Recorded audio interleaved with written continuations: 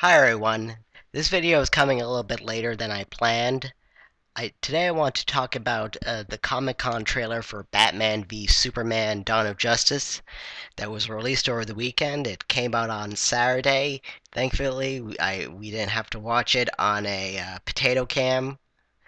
They released it on YouTube in HD, and I thought this was a very good trailer. I try to look at trailers as their own thing. I never want to judge a movie completely by its trailer because a movie is its own thing. We never know exactly how the movie's gonna completely pan out, judging by a trailer. We can infer things, of course, but you never want to. You never want to get so hyped up by a trailer that you end up disappointed, or so down on a trailer that you sort of aren't open-minded going in. But I really like this trailer. Uh, right from the beginning, I kind of like that we're addressing the end of Man of Steel. Now, I don't have as really much of a problem with the ending of that film as other people do. I don't have a problem with the killing of Zod, and I don't really have that much trouble with the destruction. I never really consider it Superman's fault, though I understand a lot of people do, and I like that the film is kind of addressing that and sort of giving the detractors of that film a voice in this film. Not to say that I think the film itself is putting Superman on trial, but I think what they're trying to do in this film is sort of rehabilitate the image of Superman of this universe and sort of get him to a place like the more traditional Superman place and sort of kind of redeem him in other people's eyes, in the movie and also its audience. Of course, early on in this trailer, we get what we already had speculated about, and we saw set photos of Bruce Wayne, Ben Affleck in Metropolis. Supposedly, Metropolis and Gotham are sister cities in this DC universe. And he's running towards the building that Zod actually brought down with his laser eyes, his heat ray vision. And there's a great sort of video online where it matches up the scene from Man of Steel inside the building to Bruce Wayne's perspective and matches, perfectly. And he's running towards the rubble and he eventually holds this little girl and he looks up in sort of like anger. um, the building that does collapse, I believe, is supposed to be a Wayne Financial building, so that gives, I think, Batman a solid motivation for not liking Superman, for not trusting him, because he blames him for that building coming down, even though I think throughout the course of the film he's going to be proven wrong and sort of like you can imagine the whole arc of this film is Batman and Superman eventually putting aside their differences, and Batman sort of warming up to Superman eventually. And I know some people have said, I know there's been a criticism online that they seem to be retconning the end of Man of Steel by having Superman on trial and having people. I guess there are people in that Wayne building. I don't think it's so much a retcon. I think the point of the film is not to blame Superman. It's to show how people would react to the destruction of Metropolis and how people would kind of want to put Superman on trial, and how, just like how people who saw the film kind of view it as Superman's fault, people in the real world would also view it as Superman's fault. There are people in the city who saw some stuff, but it's easy to imagine that things could be twisted around, particularly in terms of the government and politicians. Holly Hunter seems to be having a much more significant role than I thought she would have. I forget. I don't know what her character's name is. I would have to look it up. Sorry about that. I was just looking up the character's name, and there doesn't seem to be a character name on IMDb. She's just U.S. Senator. So I don't know if she's playing someone from the comics or a completely new character that they're not revealing yet. This could be someone who plays a larger role down the line. We've had that before in these kind of movies that they don't reveal the name, and then later on it's like, oh, they're playing this character. So I don't know, but Hunter is very good at is a great actress, and uh, be kind of cool. It's cool to have her here. Let's see what else. Sorry. Wonder Woman looks awesome. Um, there's not much context for her role here, but reading the Entertainment Weekly cover story, I guess she and Bruce Wayne know each other's identities. Batman knows that Wonder Woman is Diana Prince, and Diana knows that Batman is Bruce Wayne. And there's a picture of them dancing in the Entertainment Weekly issue. So I don't know if there's going to be kind of a romantic relationship between the two of them, kind of going down a different direction whereas in the comics now Wonder Woman and Superman have a relationship. They may make it so that, you know, Diana and Bruce have one. That could be interesting, or they could just be people who are friends and who, yeah, that really interests me because I don't think they've ever done that before in any of the comics or animated films where Batman and Diana have like this ongoing sort of relationship prior to the Justice League. Or yeah, because it's only usually till the Justice League that they sort of have these relationships, I think. And even then, it doesn't seem that Batman and Wonder Woman. Yeah, that's the thing. I'm not expert on everything Justice League, but yeah, this seems like a different take, which I like. I assume that Wonder Woman is gonna help Batman and Superman fight the larger threat, which I think is related to Lex Luthor. So this may very well just be a Trinity movie, even if they're not really calling it that. Even if they're calling it Batman v Superman, it is going to be like in the subtitle actually is Dawn of Justice. So it kind of makes sense that okay, this is going to be a Trinity film, and I think having Bruce Wayne and Diana already know each other, have a relationship, and having Wonder Woman already sort of having already gone through her origin story, it makes it easier to have these three characters in the same movie. Because I don't think you could do it with like a Batman origin story or a Wonder Woman origin story all in the same film. But I feel like it'll be a little bit easier to have them all in the same film if it's an older Batman, a Wonder Woman who's been around for a while. Superman's already established.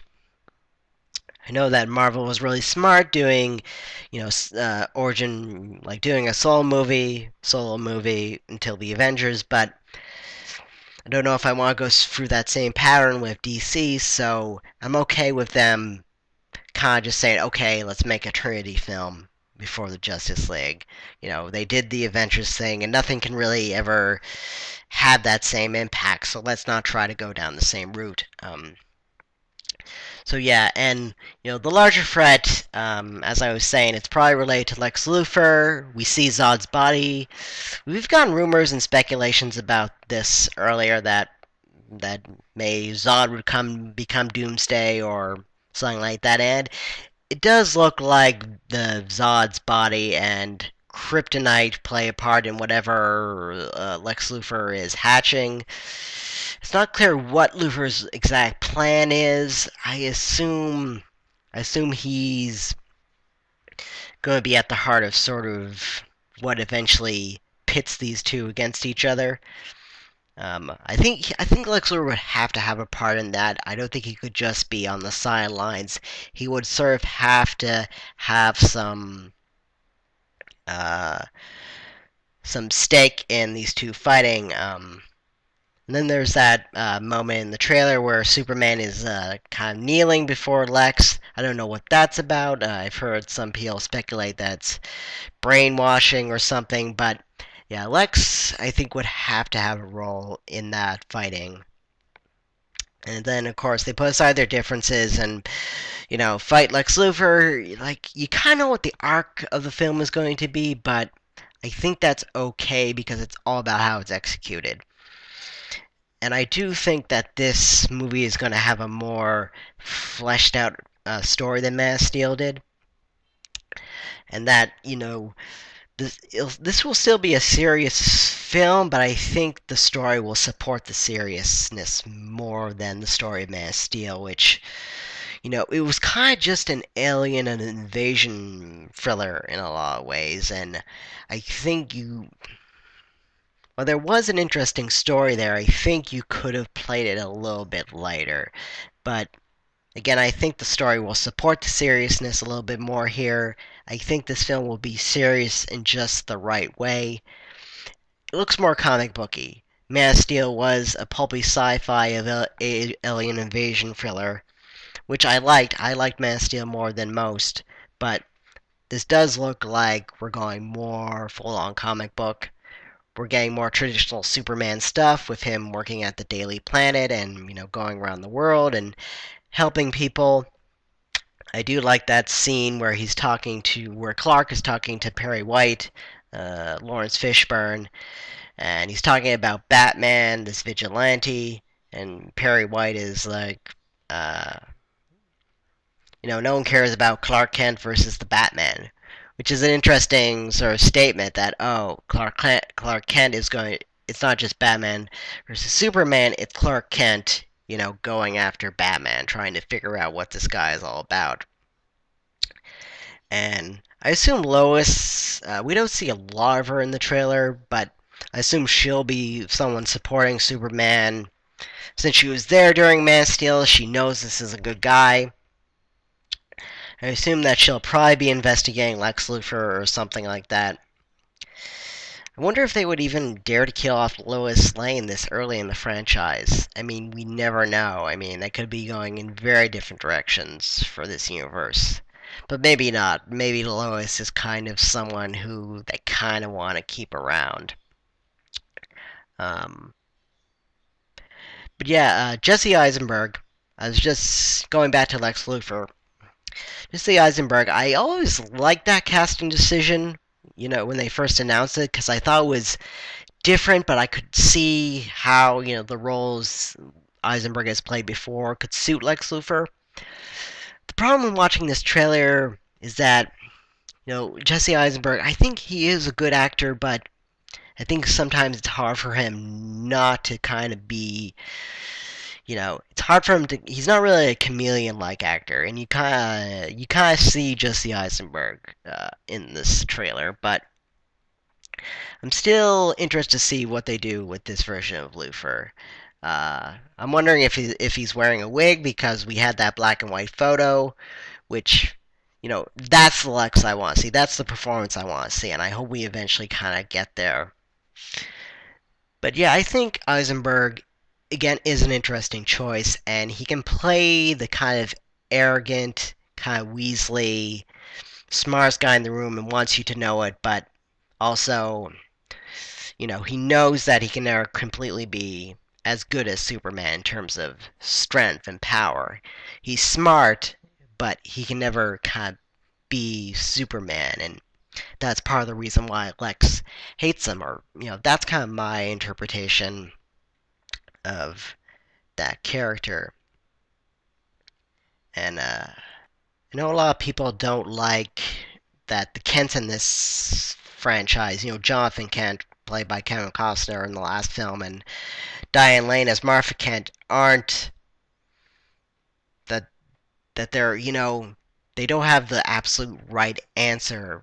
With Jonathan Kent, he kept telling Clark you can't show your powers. And there's that controversial moment where Clark asks, if he should have, what was I going to do? Stop, let those kids die in that bus? And Jonathan says, maybe. And people really didn't like that.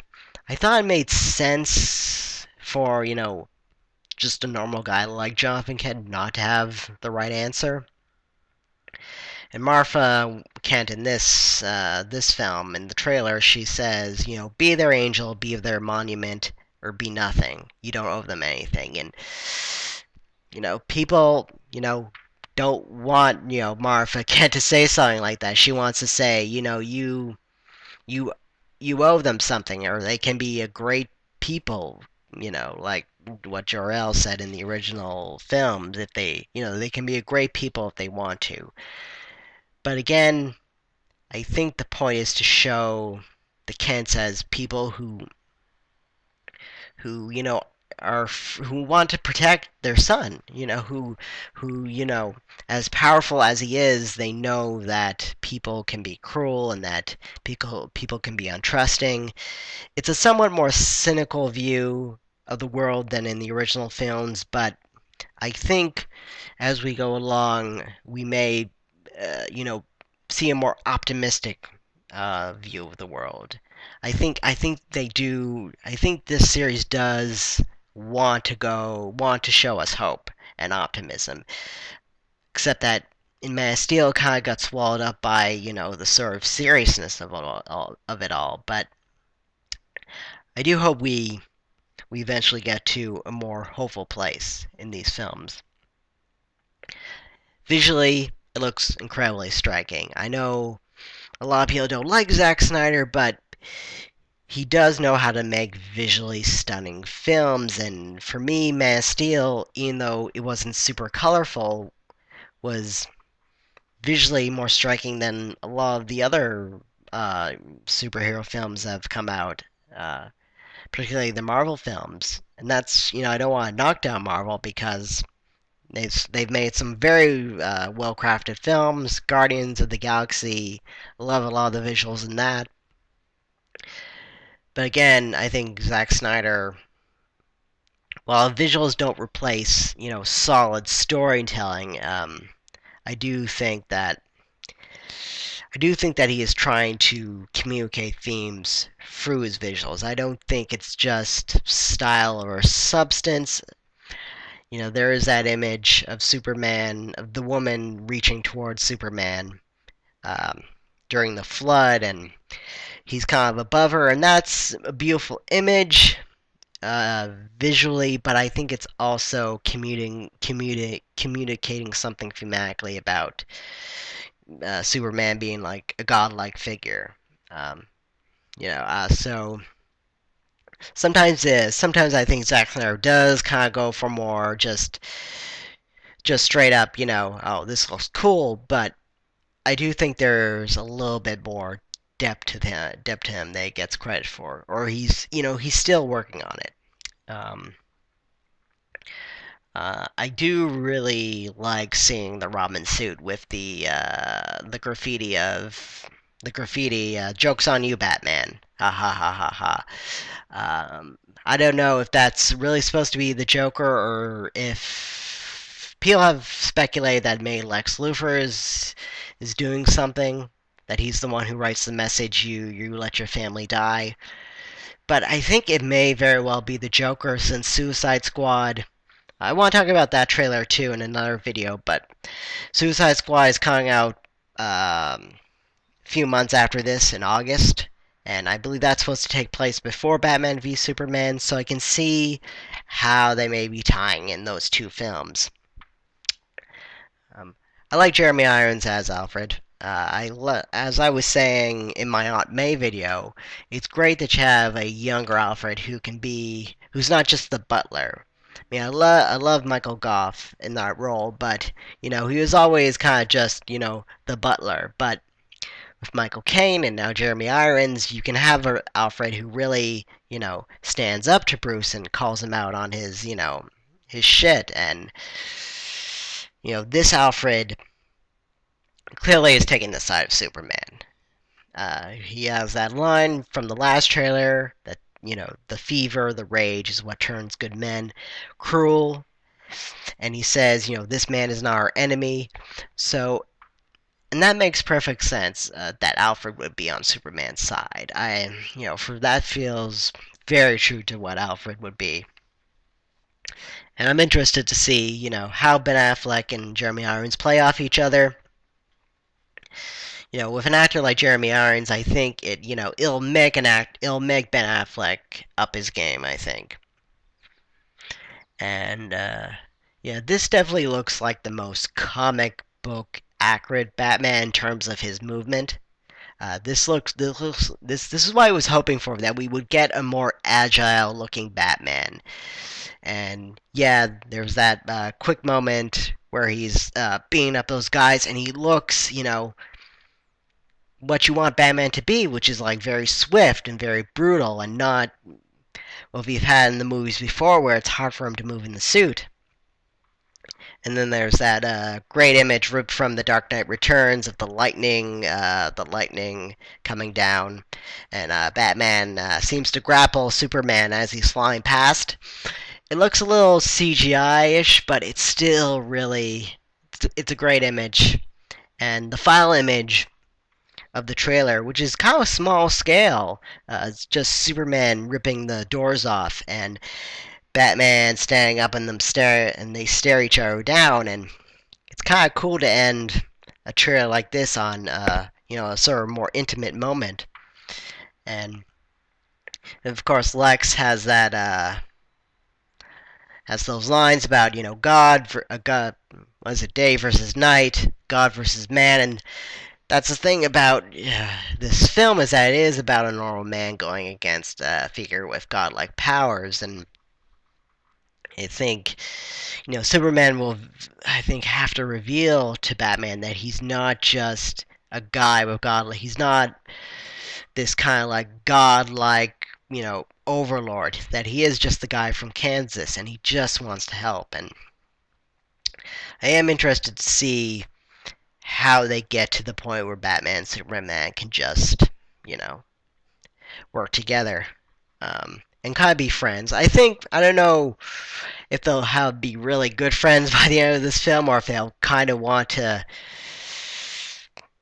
Yeah, I could see it ending up like that, with them, trusting each other and having the respect for each other. And I'm really looking forward to that. Seeing these two Titans, be friends. I mean, it'll be great to see them fight. The fight looks like it'll be incredible, but I still want to see these guys shake hands. As Henry Cavill said, there would be a handshake.